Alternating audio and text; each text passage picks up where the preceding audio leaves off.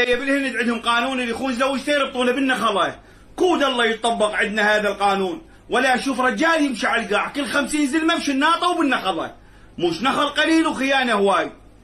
ما تقدر ما تكذ روحك وفيسي خاين كذاب دب المصلى يا عمي. هسه الخيانه مطمومه لو يطبق هذا القانون بيناتنا. العباس تنشهر شهيره قاضيها حدريتك 24 ساعه الله اكبر، تذب المصلى يطلعها من جيبك، تذب التربه.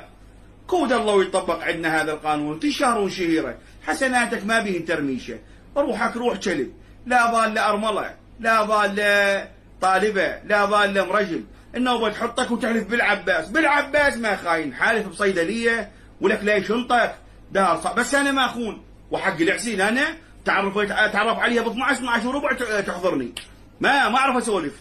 هسه ذاك يوم تعرفت علي وحده وقت ما تخابرنا قلها بالمستشفى استحي شقلها.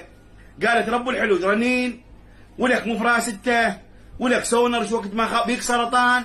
خلينا نحضرني. ما اعرف اسولف. رجال فقير لا متزوج لا عنده حبيبه الا الزلم. 70% من عندهم يتعلقون بالنخل. شوف بس النسوان تمشي متابعه واكسب لور خالي، مش بس تباوع حلقك بكاكه. دهر صابكم.